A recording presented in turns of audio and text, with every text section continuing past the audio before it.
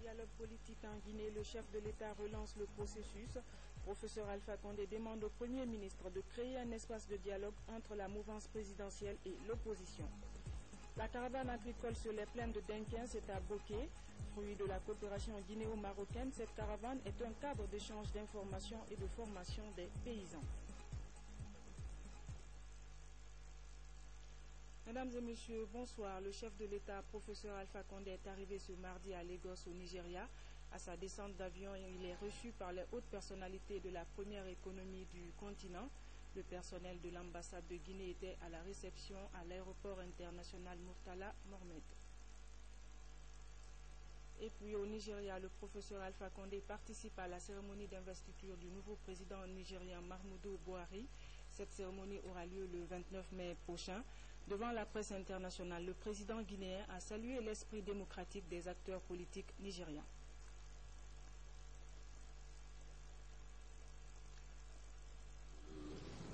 Le fait que les élections soient passées dans de bonnes conditions et que tout le monde ait accepté les résultats, que les élections soient passées de façon démocratique est une grande victoire pour l'Afrique.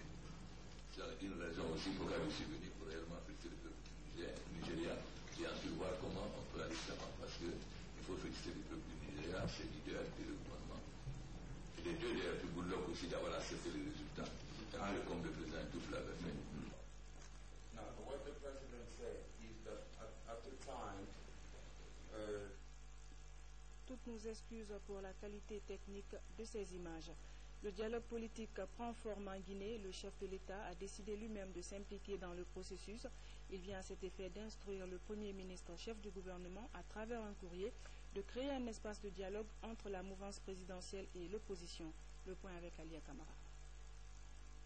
L'esprit de la lettre est clair. Le chef du gouvernement dispose de très peu de temps pour organiser ce cadre de concertation entre les deux parties et faire parvenir les conclusions au président de la République.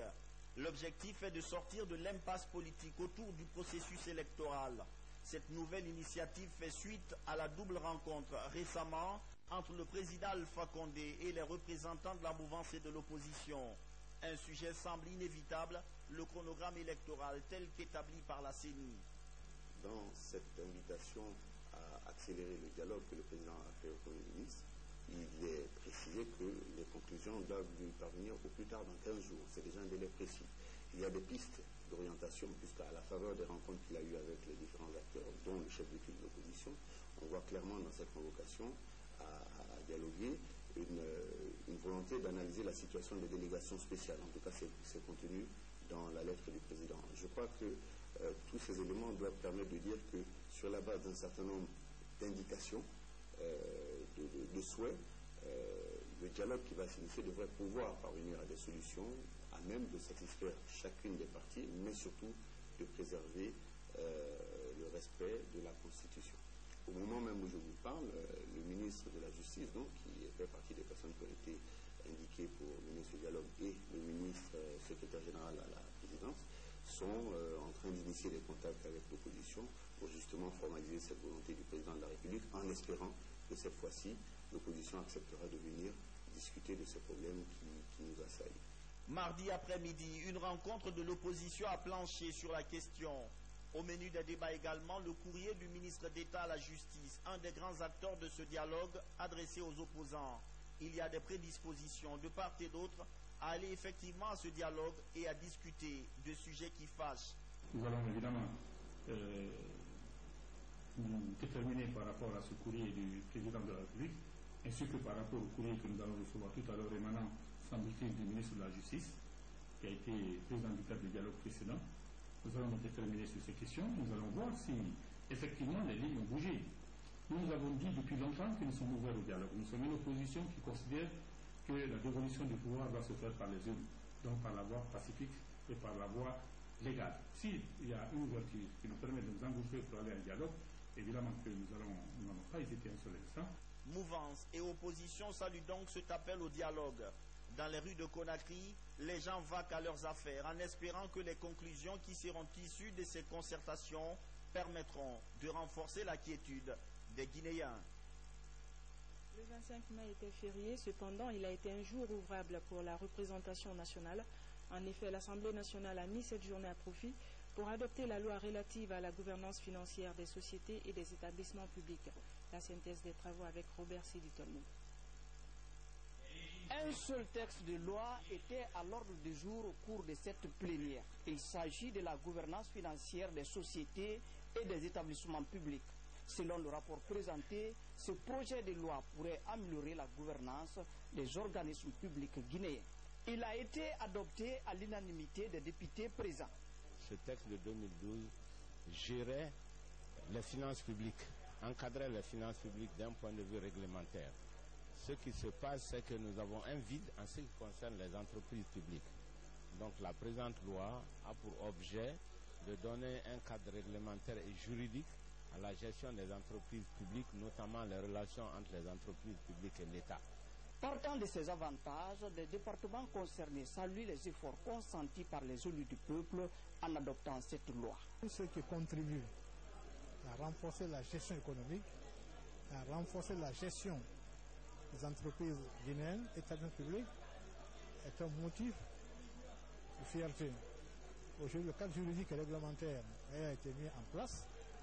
On doit pouvoir aller très rapidement pour avoir des systèmes performants et qui servent l'économie au mieux de nos intérêts et qui évitent des distorsions importantes. Nombreux sont aussi les députés qui se réjouissent de l'adoption de ce projet de loi. Il faut que l'Assemblée donne les instruments nécessaires aux législatifs pour pouvoir bien gérer et gérer normalement. C'est un domaine très sensible et où l'État peut gagner ou perdre selon le contenu de la loi. La prochaine plénière pourrait se pencher sur la ratification du traité révisé de la communauté des États sahélo-sahéliens. Une délégation de l'ITU International effectue actuellement une mission de travail à Conakry. Elle a échangé avec les autorités guinéennes sur la consolidation des activités de l'ITU Guinée en vue d'une meilleure gestion des ressources issues de nos mines. Mohamed Alpha Baldé, reportage. Des cadres de l'ITU International venus de Londres, ils échangent avec leurs homologues guinéens sur des questions liées aux acquis et défis de l'ITU Guinée. Le manque de cadastre minier et l'absence d'une banque de données fiable sont entre autres réalités auxquelles l'ITU Guinée devrait faire face. On est rassuré que l'ITU en Guinée est sur la bonne voie. Et les acquis qui ont été réalisés jusqu'à présent sont maintenus. Il y a encore beaucoup de travail à faire. On est rassuré par l'engagement du gouvernement, on est rassuré par l'engagement de toutes les parties prenantes.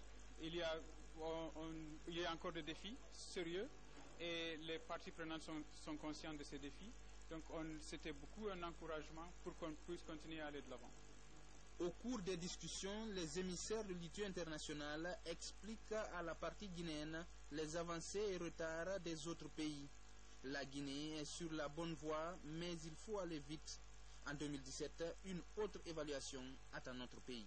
Cette présentation de la norme l'ITU va faire en sorte que les membres du comité de pilotage et tous les membres de l'ITU vont maîtriser les différentes exigences. Dans la salle, M. Badi Baldé a présenté les exemples d'autres pays concernant la publication des paiements, concernant le cadastre minier. Donc tout cela, c'est des expériences vécues que l'on pourrait mettre en pratique aussi en Guinée pour qu'à l'horizon 2017, la Guinée puisse garder sa conformité. Il s'agit de faire en sorte que tout ce qui se passe dans ce secteur soit connu, su de tout le monde. Le concept ITIE entend œuvrer pour une distribution rationnelle des revenus issus de l'exploitation minière en faveur des communautés à la base. Depuis la plaine agricole de Denken dans Bokeh, où la ministre de l'Agriculture est allée lancer la caravane agricole, fruit de la coopération guinéo-marocaine. Cette caravane est un cadre d'échange d'informations et de formation des paysans. L'objectif est d'améliorer leurs rendements agricoles. Explication Fodé Camara. Après les jardins du centre de recherche de Foulaya, la caravane agricole est à Denken. Durant 24 heures, cette grande zone de production de la région de Bokeh devient la capitale du monde rural. Ici, un grand producteur fils du terroir met en valeur depuis plus d'une décennie près de 500 hectares. Une production affectée par le problème d'acidité et le manque d'outils pour une fertilisation raisonnée. La présence de cette caravane, vraiment, c'est une joie immense pour moi, parce qu'ils nous ont expliqué, nous recevons de l'engrais, l'urée, triple 17, nous jetons tout le temps comme ça. Et pareil, arrivé à un seuil, ça devient toxique. C'est pour cela que je suis pressé de suivre la formation de nos techniciens qui ont été au Maroc. Le rendez-vous de Denquin mobilise près de 400 invités. Ici, un sujet d'actualité, c'est invité aussi dans les débats. Il s'agit du manque de synergie entre l'agriculture et l'énergie. Au moment de la Première République, le président Ahmed Sékou Touré a dit que l'agriculture crée l'industrie et l'industrie développe l'agriculture. Mais l'industrie ne peut pas se développer sans énergie. C'est pourquoi je suis à ses côtés pour pouvoir développer une industrie. L'arrivée de la caravane met à la disposition des producteurs de la région une plateforme de renforcement des capacités en itinéraire technique pour la culture du riz de mangrove, de l'arachide, de l'anacarde et des produits maraîchers. Ce laboratoire de sol, lorsque la carte de fertilité sera faite, c'est un outil qui sera entièrement gratuit au service des populations agricoles. Ça, c'est de l'engagement, ça fait partie du rôle régalien de l'État. La caravane doit se poursuivre sur les 33 préfectures, mais aussi répondre à des besoins spécifiques de grandes organisations paysannes. Depuis la visite du roi Mohamed VI, la coopération agricole guinéo-marocaine se porte comme un charme. 12 champs écoles sont installés dans les 4 régions naturelles, histoire de valoriser les spéculations de ces différentes écologies. Merci Fodé. Direction la ville de Mamou qui vient de bénéficier de 2 hangars et d'une boucherie, des édifices qui viennent s'ajouter à la longue liste des infrastructures en cours de réalisation dans le cadre des festivités du 2 octobre dans la région. Reportage Algassi Mouba. Le commerce est une activité importante dans la ville de Mamou. Pour répondre aux préoccupations des commerçants en cette saison pluvieuse, les autorités ont mis à la disposition des populations ces 2 hangars et une boucherie. Une manière pour elles de contribuer à l'essor commercial dans la ville Carrefour. Nous-mêmes qui avons demandé le ministre pour nous aider auprès du professeur Alpha Condé pour faire le remède provisoire en attendant pour que parce que les commerces ont beaucoup souffert sous la pluie. Les entretiens, ça là, c'est avec nous et les chefs secteurs. Je veux s'assurer tout un chacun de noter là où il est de faire pour tout ce qu'il faut. Construit par l'entreprise Nabaya Multiservice, ces édifices sont une première dans la localité. Ces infrastructures réjouissent les ministres Sanoussi Bantamasso et Boubacar Bari en visite de travail à Mamou. On remet des ouvrages nouveaux à une activité extrêmement importante dans la population, à savoir l'activité commerciale des marcheurs. Donc c'est un outil de travail propre qui répond à un certain nombre de règles et normes de construction. Donc les gens vont être dans un cadre plus adéquat et plus confortable pour pouvoir mener leurs activités. Ces 2 hangars et cette boucherie du grand marché de Mamou viennent s'ajouter aux infrastructures en cours de réalisation pour le 56e anniversaire dans la ville Carrefour. Le ministre délégué à la Défense nationale vient de boucler une tournée d'inspection et d'évaluation des chantiers de l'intérieur du pays.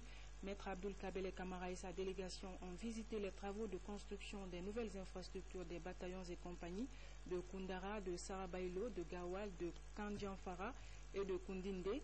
Le ministre et sa suite rentrent satisfaits de ce qu'ils ont constaté et apprécié, nous dit Louis Auguste Leroy.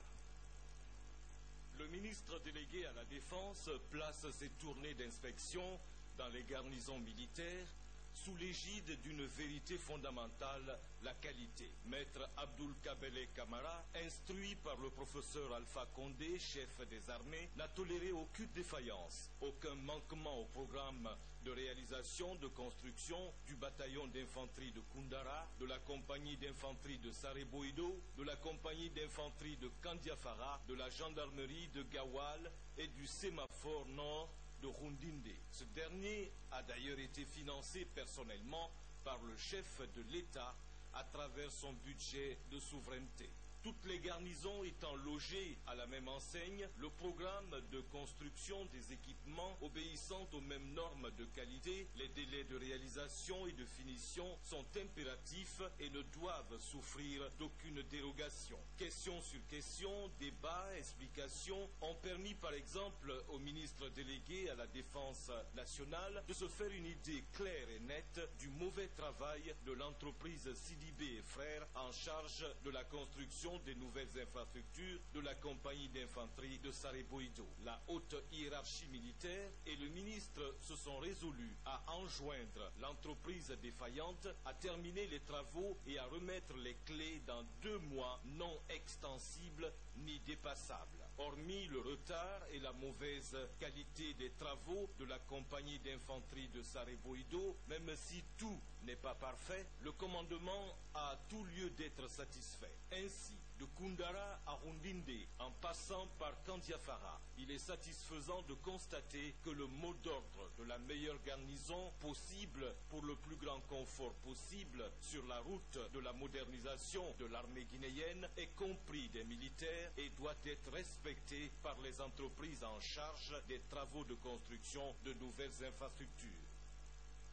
La première dame de la République était l'hôte des populations de Kankan cet après-midi. Agagene Condé et sa délégation ont eu droit à un accueil chaleureux. Forte mobilisation des populations du Nabaya pour témoigner de leur soutien à la première dame pour les multiples actions de bienfaisance en faveur de la région. Nous y reviendrons dans nos prochaines éditions d'information. Dans la perspective de la prochaine élection présidentielle, le parti GPT Guinée pour tous vient de procéder à la formation civique de ses militants, ceci pour maintenir un climat serein et de quiétude dans le pays. Pose Pocho, compte rendu. Ils sont plus de 180 jeunes et femmes à bénéficier des attestations.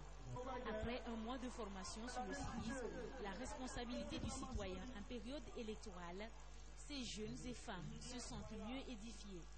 Ils sont désormais pères éducateurs afin de mieux sensibiliser les communautés à la base. Nous avons été formés au civisme, vraiment à la bonne conduite, comment est-ce qu'un politicien ou comment est-ce que les jeunes doivent se comporter dans le pays pour avoir un climat de paix, pour que vraiment notre pays puisse avoir l'émergence que nous avons déjà rêvé depuis très longtemps. Le fait qu'on m'avait donné le diplôme, je suis très contente. La Guinée, dans l'organisation de ces élections précédentes, a toujours enregistré des heurts entre les militants des différents partis politiques. Pour les membres du parti Guinée pour tous, la présente formation est une manière de parier à ces éventualités pour les futures échéances électorales. La formation est la stratégie de base de notre parti, parce que le président de notre parti est attaché aux valeurs qu'on appelle compétence, qu'on appelle excellence, qu'on appelle pertinence dans toute entreprise humaine. Alors, et pour cela, il faut absolument faire une formation. Et pour faire une formation, il faut avoir un programme de formation. Pour avoir un programme de formation, il faut avoir un projet de société. Aujourd'hui, nous ne sommes pas sans savoir qu'il y a beaucoup de jeunes qui sont dans les partis politiques qui se font manipuler. Mais si tu connais ce pourquoi tu es dans un parti politique, tu ne peux pas être manipulé. Avec la remise de ces satisfecits, des comités de base ont été constitués, à savoir le comité de femmes, de jeunes et de travailleurs. À Boké, les femmes sont déjà dans la dynamique de la présidentielle du 11 octobre prochain. Elles viennent d'organiser un meeting d'information et de sensibilisation en présence de quelques membres du gouvernement et des députés du RPG Arc-en-Ciel. Ces femmes de Kakandé ont pris l'engagement de contribuer à la réélection du président de la République, professeur Alpha Condé. Reportage Nabi Kamara. Les femmes de Kakandé se mobilisent autour du projet de société du professeur Alpha Condé, chef de l'État, président de la République.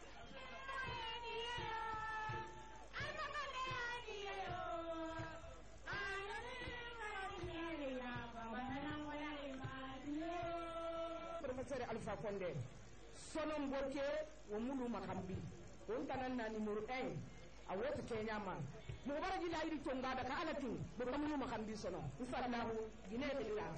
Les femmes de Boké ainsi que les militants, amis et sympathisants du RPG Arc-en-Ciel sont donc conscients des progrès enregistrés par le professeur Alpha Condé au cours de son premier mandat.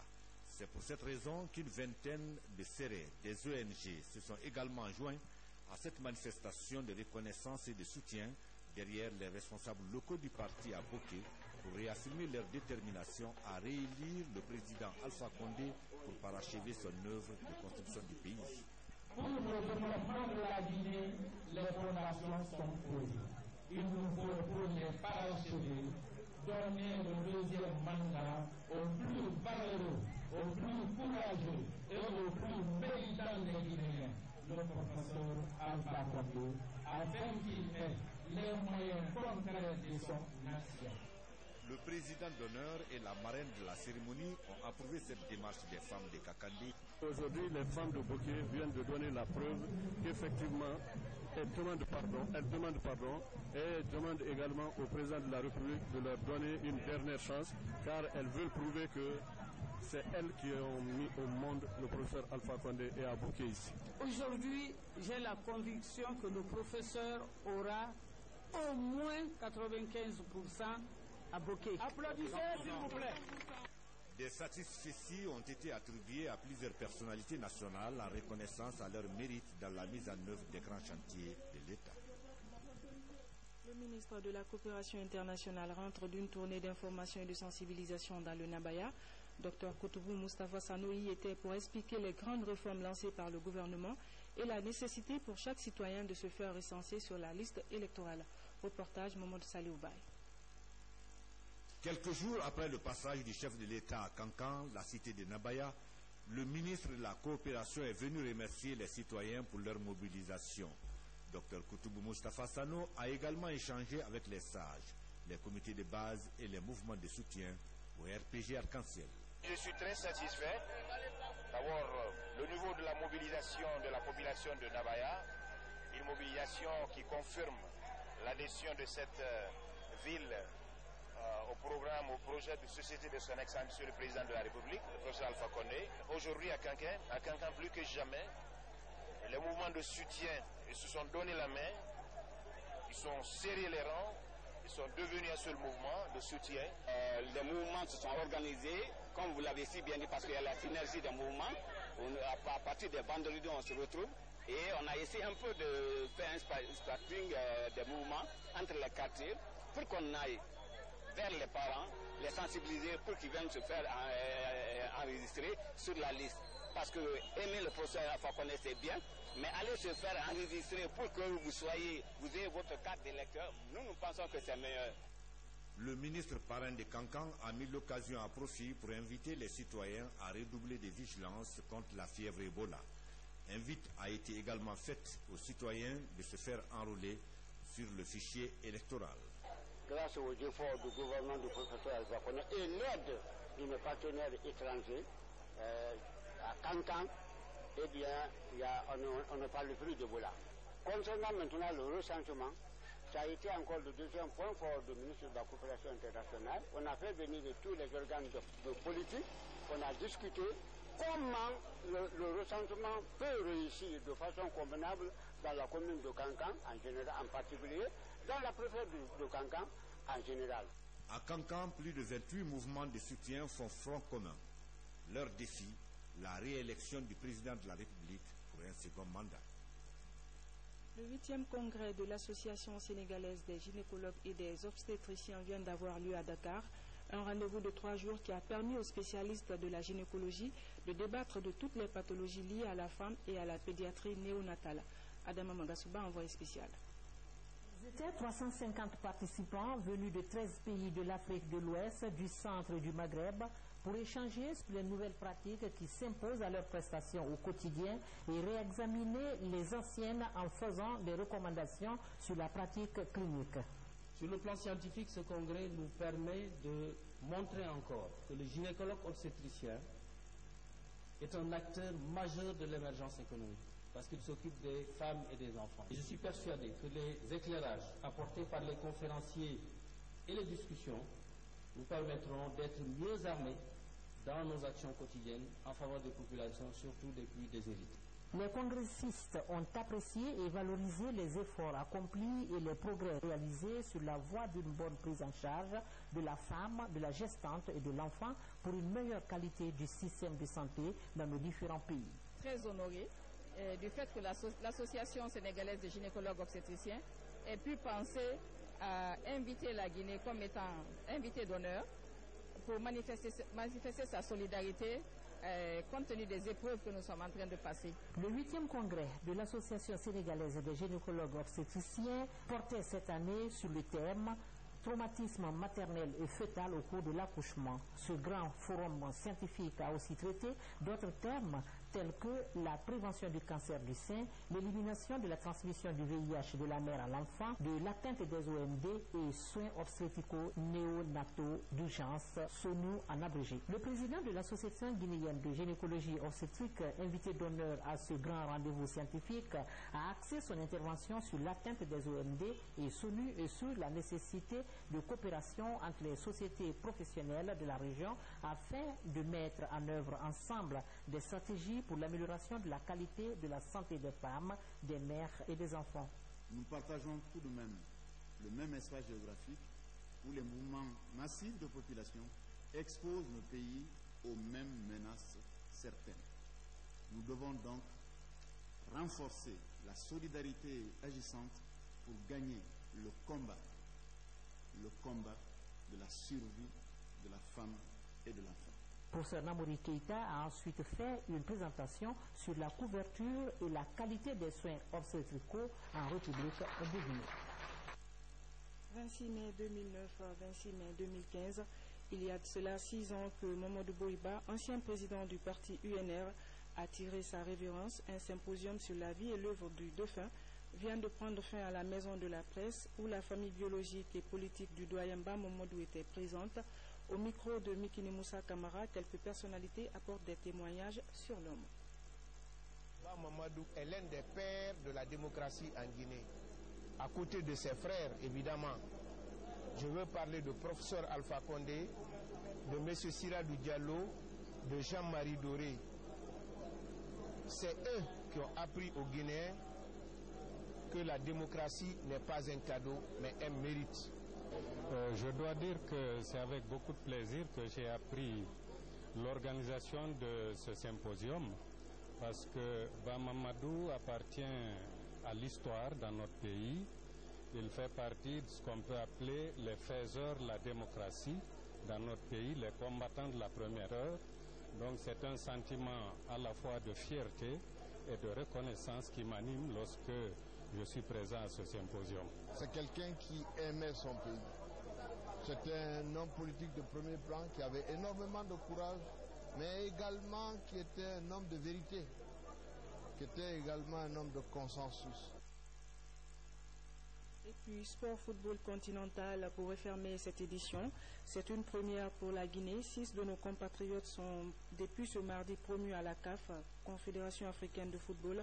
C'est la conséquence heureuse de l'élection partielle du bureau de la CAF et du renouvellement de ses commissions techniques de travail.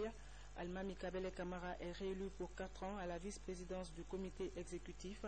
Le président de la Fédération guinéenne de football, Salifou Kamara Super V, et puis Ibrahima Sori Conté, Ibrahima Blasco Barry, Antonio Soare et Aboubakar Bruno Bangoura sont les 5 autres noms guinéens dans la famille de la CAF.